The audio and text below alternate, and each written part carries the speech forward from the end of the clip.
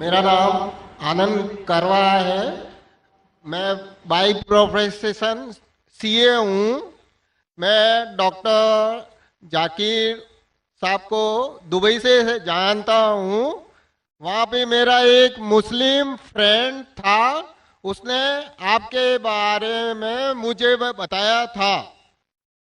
मैं आपका शुक्रिया अदा करना चाहता हूँ कि आपने इस्लाम के बारे में बहुत सारी भ्रांतियों को दूर किया है।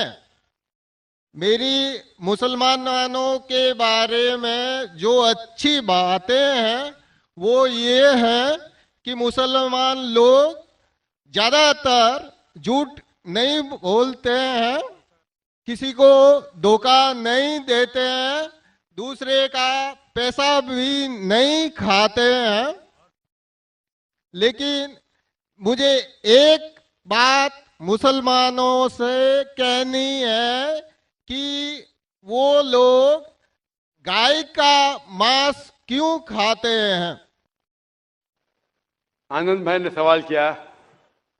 वो कहते हैं कि वो मुझे दुबई से जानते हैं माशाल्लाह, और कई सालों से मेरे तकरीर सुन रहे हैं, और वो कहते हैं कि उनके तजुर्बे के हिसाब से वो समझते हैं कि मुसलमान अच्छे लोग हैं, सच बोलते हैं, झूठ नहीं बोलते, किसी का पैसा नहीं खाते।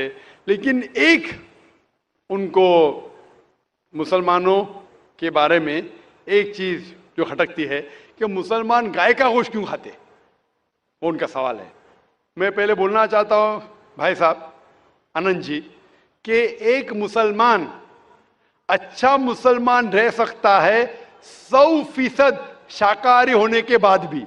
A Muslim can be a good Muslim even by being a pure vegetarian.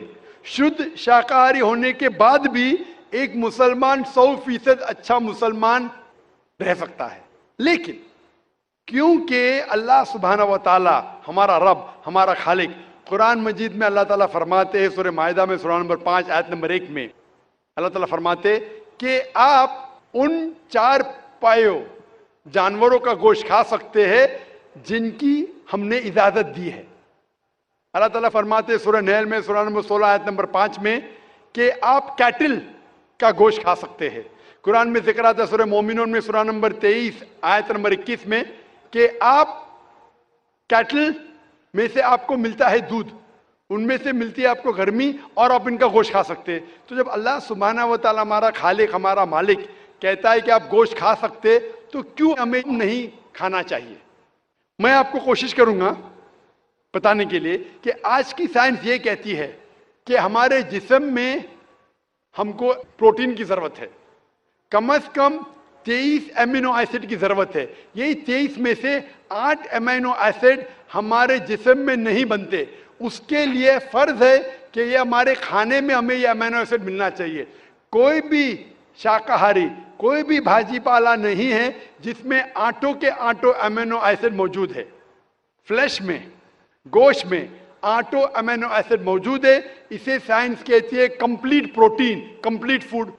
आज साइंस ये कहती है कि फ्लैश फूड में, गोश्त में प्रोटीन है, नियासिन है, विटामिन B1 है, इससे सेहत अच्छी बनती है। और आज आप देखेंगे जो जानवर जो शाकाहारी होते हैं, जो सिर्फ भाजी पाला खाते हैं, भेड़, बकरी, गाय, आप देखेंगे इन जानवरों के दांत इनके चपटे हैं, उनके पास हर्बीवोरस सेट ऑफ टीथ है। ये सिर्फ भाजी पाला खाते, गोश्त खा ही नहीं सकते। जब आप देखेंगे मांसाहारी जानवर के दांत, शेर बब्बर, चीता, उनके नोकीली दांत होते हैं। ये सिर्फ गोश्त खाते हैं, भाजी पाला खा ही नहीं सकते। जब आप अपने दांत आईने में देखेंगे तो भगवान ने, ईश्वर ने, हमारे खालिक ने हमें दोनों दांत दिया है, चपटे दांत भी दिया है और नोकीले दांत भी दिया है। अगर हमारा ईश्वर चाहता था कि हम सिर्फ भाजी पाला खाए तो ये नोकीले दांत क्यों दिया? गोश्त खाने के लिए। आज की साइंस कहती है कि जो डाइजेस्टिव सिस्टम है हर्बीवोरस एनिमल का, गाय, भेड़, बकरी के, वो सिर्फ भाजी पाला डाइजेस्ट कर सकते, गोश्त को डाइजेस्ट कर ही नहीं सकते। जो डाइजेस्टिव सिस्टम कार्निवोरस एनिमल का है, चीता, शेर, शेर बब्बर, ये सिर्फ गोश्त डाइजेस्ट कर सकते हैं, भाजी पाला नहीं। लेकिन हम इंसानों को अल्लाह ताला ने, हमारे ईश्वर ने स्मॉल इंटेस्टाइन भी दिया है, बिग इंटेस्टाइन भी दिया है। हम भाजी पाला भी डाइजेस्ट कर सकते, गोश्त भी डाइजेस्ट कर सकते।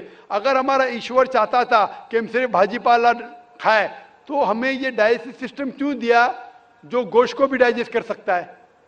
तो साइंटिफिकली हमारा जिस्म हमारे ईश्वर ने ऐसा बनाया है कि हम भाजी पाला भी खा सकते हैं, गोश्त भी खा सकते हैं।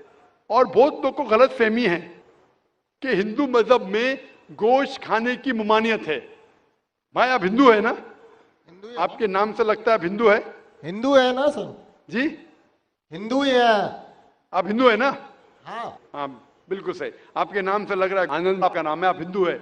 आपको गलत फहमी होंगी कि हिंदू मजहब में गोश्त खाना हराम है।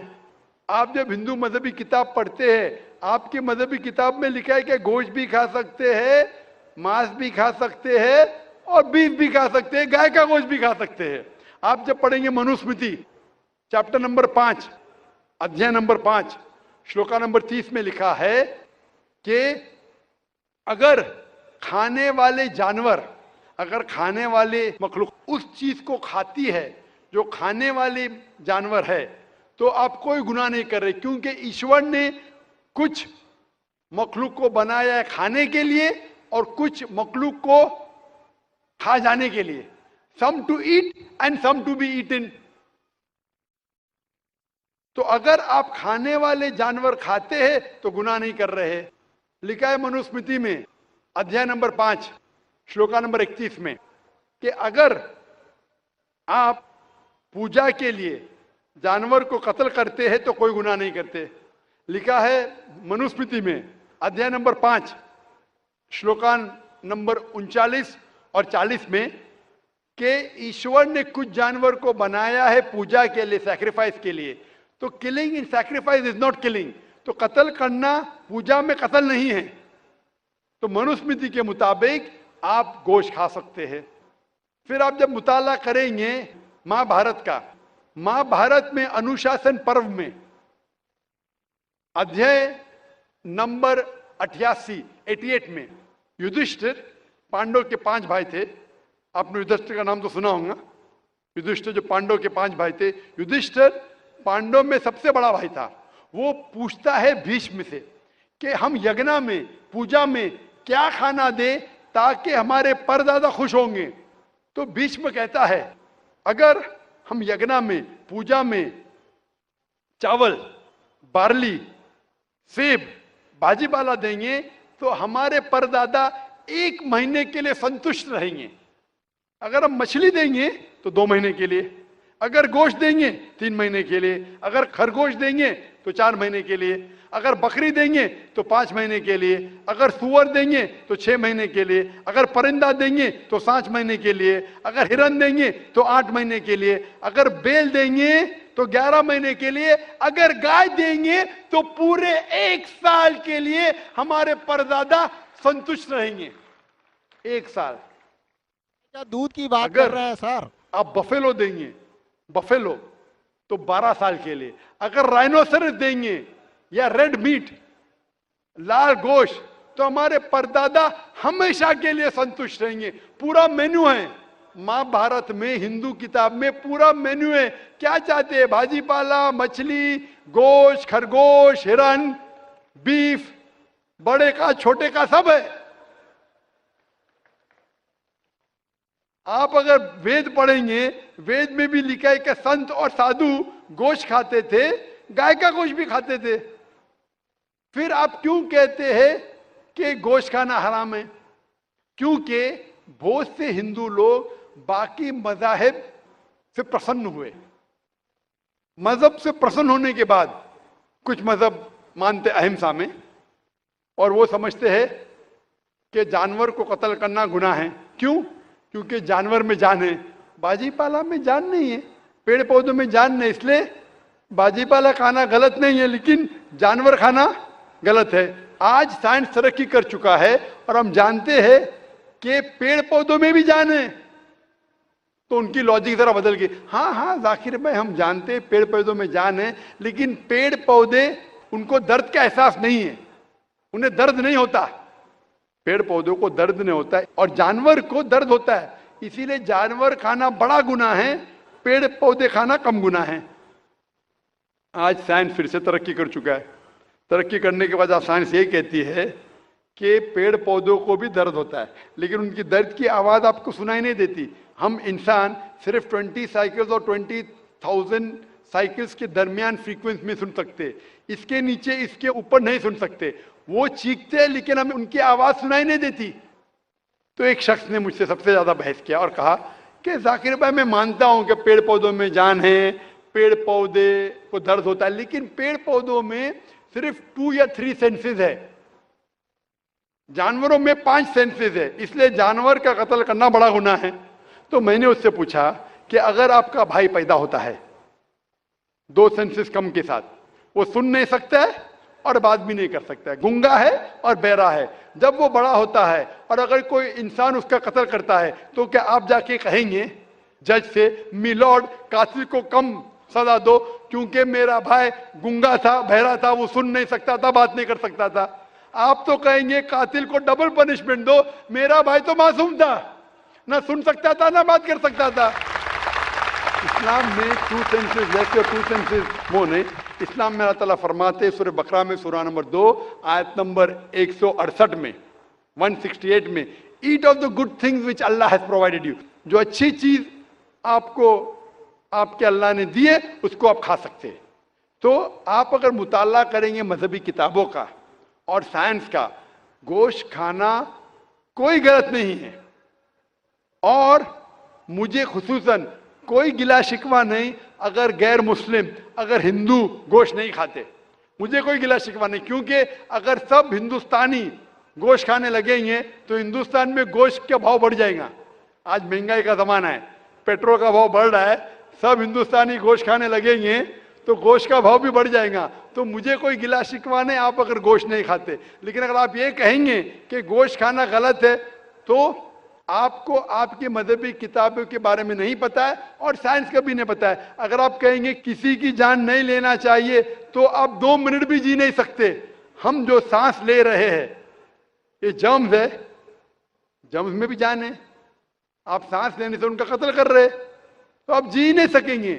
اسلام میں یہ ہے کہ جو چیز کی اجازت ہے وہ آپ کھا سکتے, جو حرام ہے اس کو نہیں کھانا چاہیے. Hope that answers the question. First of all, I would like to say this is my first time to attend this type of event, and I am glad to say مجھے سر جی کا جو اسپیچ تھا وہ بہت اچھا لگا, اور میرے من میں اسلام دھرم کے بارے میں جو غلط فہمیاں تھی وہ ایک چٹکی میں ختم ہو گئی. اور میرا پہلا سوال سر جی سے یہ ہے کہ بھگوان اور اللہ ایک ہی ہے, اور میرا دوسرا سوال یہ ہے کہ اگر پہلے ایک سوال کا جواب یہ کر لیجئے پھر انشاءاللہ دوسرا سوال کریں.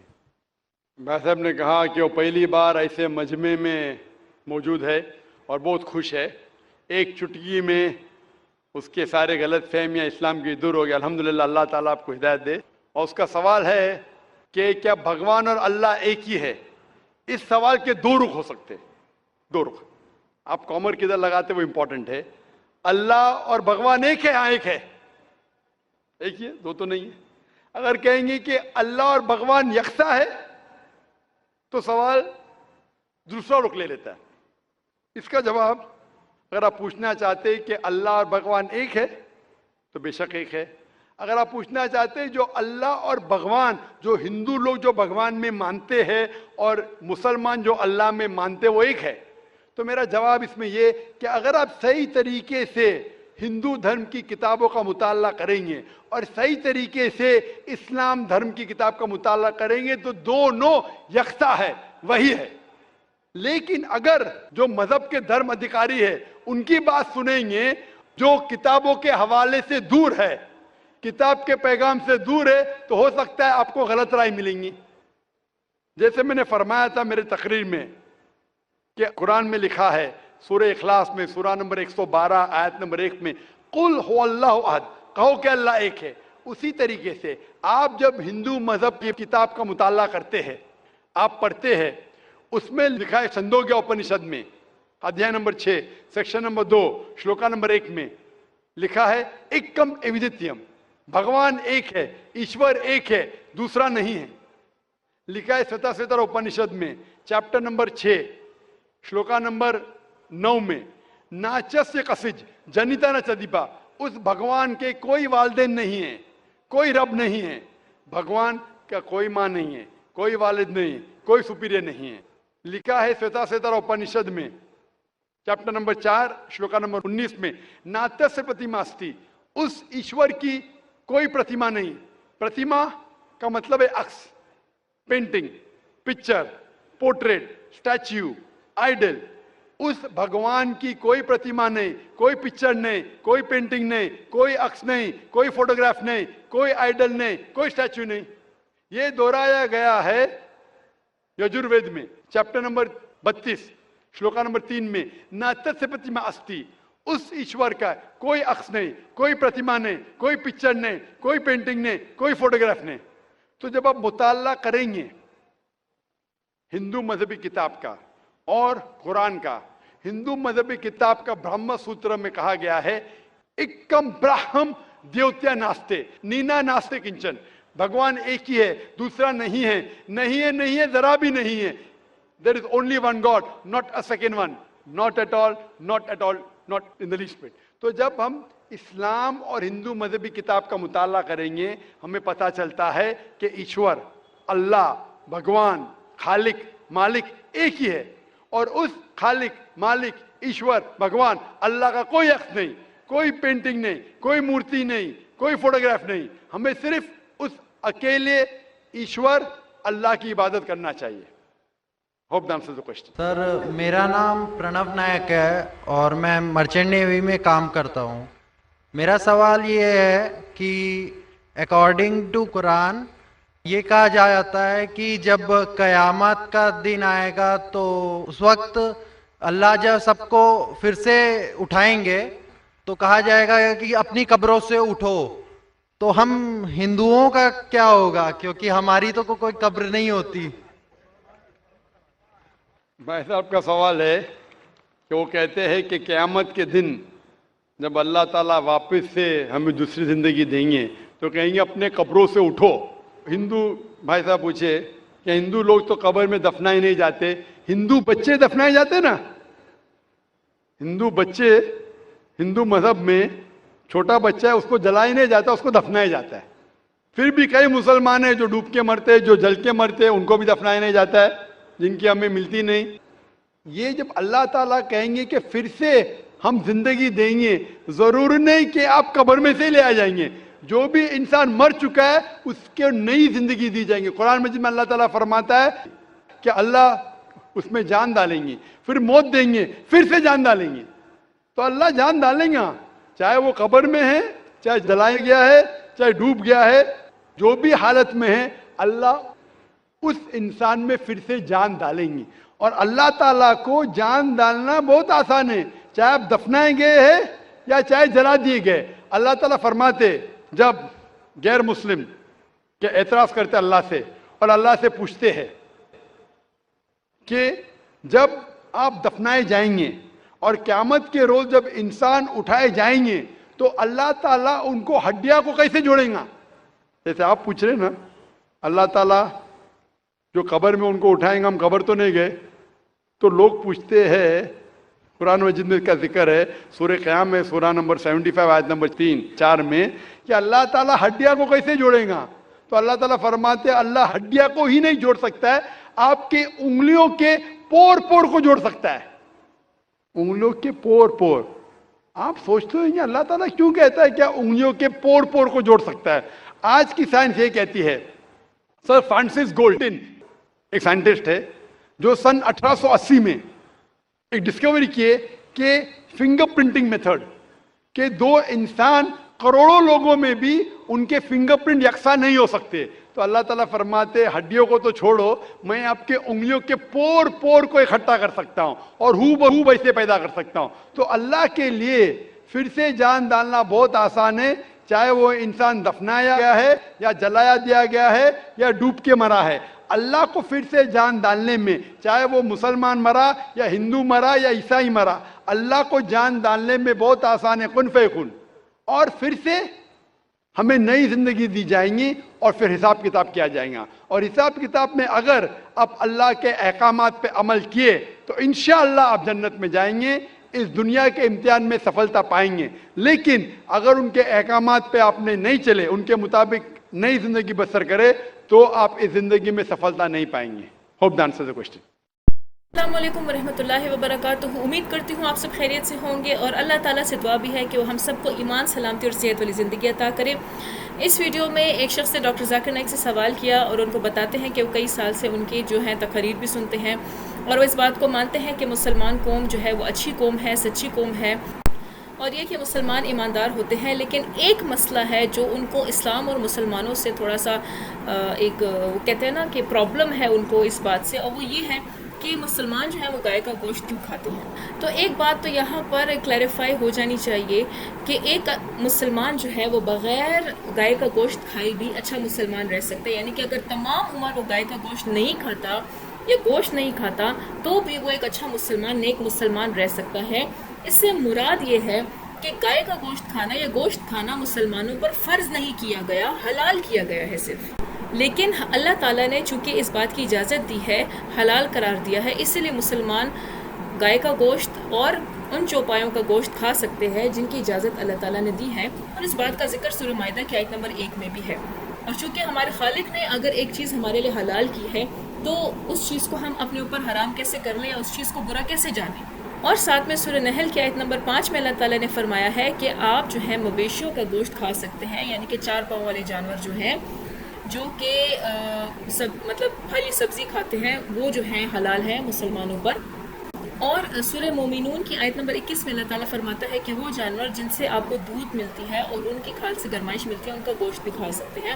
تو بنیادی طور پہ مسلمانوں پر وہ جانور حلال ہیں، ان کا گوشت کھانا حلال ہے جو کہ خود گوشت نہیں کھاتے، یعنی کہ وہ جانور جو کارنیورس نہیں ہیں وہ کھانا مسلمانوں کے لیے حلال ہے. اور سائنسی حقیقت ہے کہ انسانی جسم کو 23 قسم کے امینو ایسڈز کی ضرورت ہوتی ہے، جس میں سے 8 قسم کے امینو ایسڈز انسانی جسم نہیں بناتا، اور کسی بھی پھل یا سبزی وغیرہ میں یہ 8 کے 8 امینو ایسڈز ایک ساتھ نہیں پائے جاتے ہیں. لیکن یہ 8 کے 8 امینو ایسڈز گوشت اور مچھلی میں پائے جاتے ہیں. اور انسان جو ہے اپنی ان 8 امینو ایسڈز جو کہ انسان کی باڈی کے لیے بہت اسینشیل ہے، بہت ضروری ہے، ان کی ضرورت جو ہے، ان کی کمی جو ہے وہ باہر کی خوراک سے ہی پوری کر سکتا ہے، اور باہر کسی بھی خوراک میں سوائے گوشت کے یہ 8 امینو ایسڈز نہیں پائے جاتے.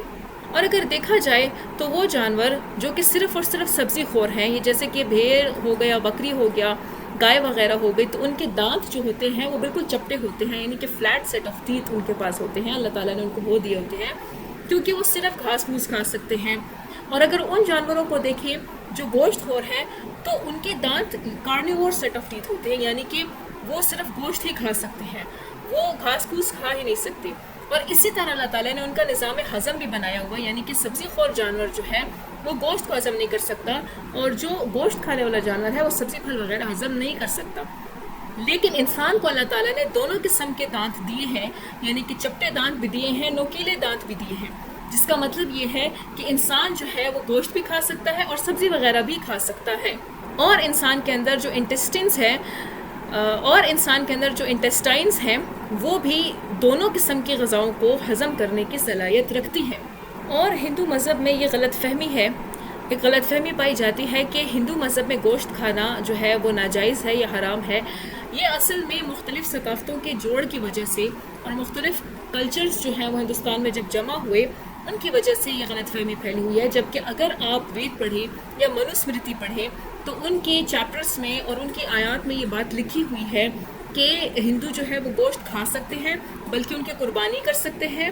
اور منوسمرتی میں تو یہاں تک کہ ایک پورا مینیو دیا گیا ہے کہ اپنے اینسسٹرز کو جو ہے کیا چیز چڑھائی جائے اور وہ کتنے مہینوں تک ان کو مطمئن رکھے گا، یعنی کس چیز کی قربانی دی جائے تاکہ ان کے اینسسٹرز جو ہیں وہ مطمئن رہیں. اور اس کا ایک مدت بھی بتائی گئی ہے کہ کتنے مدت تک یہ جو ان کے اینسسٹرز ہیں اس قربانی سے مطمئن رہیں گے.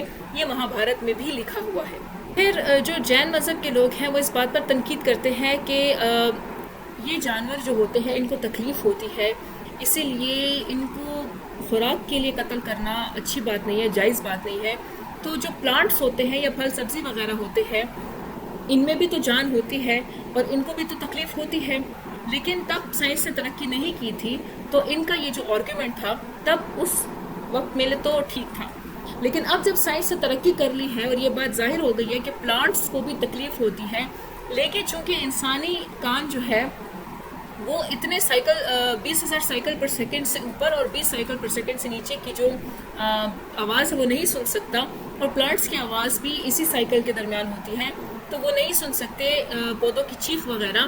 اس کا یہ مطلب نہیں ہے کہ پودے جو ہیں وہ چیخ نہیں مارتے یا ان کو درد کا احساس نہیں ہوتا، بلکہ ہمیں صرف ان کی چیخیں سنائی نہیں دیتی ہیں. تو سائنس نے ترقی کر کے یہ بھی بتا دیا کہ پودوں میں جان بھی ہوتی ہے، پودے چیختے چلاتے بھی ہیں، اور ساتھ ساتھ یہ کہ ان میں سینسز بھی ہوتی ہیں.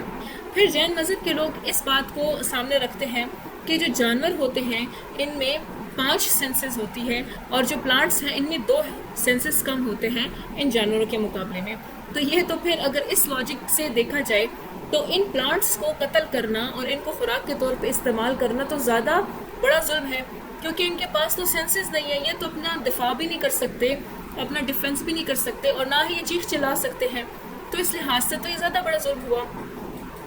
تو کہنے کا مقصد یہ کہ صرف ادھر ادھر کی بات اور صرف دوسرے کلچر سے جو بات اٹھائی گئی ہے اس کو مذہب کا نام نہ دیا جائے. کسی کو گوشت پسند ہے وہ کھائے، کسی کو نہیں پسند وہ نہ کھائے، لیکن اس کو مذہبی رنگ دے کے منع کرنا اور دوسروں کو بھی کھانے سے روکنا اور مذہبی رنگ دے کر اس کو ظلم قرار دینا، یہ سب کچھ غلط ہے. امید کرتی ہوں آپ کو یہ ویڈیو پسند آئی ہوگی اور اس سے ضرور کچھ رہنمائی ملی ہوگی. اگر آپ کو یہ ویڈیو اچھی لگی ہے تو برائے کرم اس ویڈیو کو لائک کریں، اس ویڈیو کو شیئر کریں تاکہ انفارمیٹو ویڈیو دوسرے لوگوں تک بھی پہنچے، اور ہمارے چینل کو سبسکرائب کریں تاکہ ہم اسی طرح کی ایمان افروز ویڈیوز آپ کے لیے بناتے رہیں. اور ایک پیاری سی چھوٹی سی دعا کے ساتھ اس ویڈیو کا اختتام کرتے ہیں کہ اللہ تعالیٰ ہمارے تمام نیک اعمال کو قبول کرے اور ہمیں نیک عمل کرنے کی توفیق عطا فرمائے اور ہماری مغفرت کرے، ہمیں سیدھا راستہ دکھائے، اس پہ چلنے کی توفیق عطا فرمائے، اور ہمیں توفیق عطا فرمائے کہ ہم دوسرے لوگوں کو بھی ہدایت کے راستے پہ چلنے کے لیے کنونس کر سکیں، ان کو بتائیں اور ان کو بھی یہ پیغام پہنچائیں. اگلی ویڈیو تک اپنا خیال رکھیے، اگلی ویڈیو میں ملاقات ہوگی انشاءاللہ. تب تک کے لیے السلام علیکم ورحمۃ اللہ وبرکاتہ.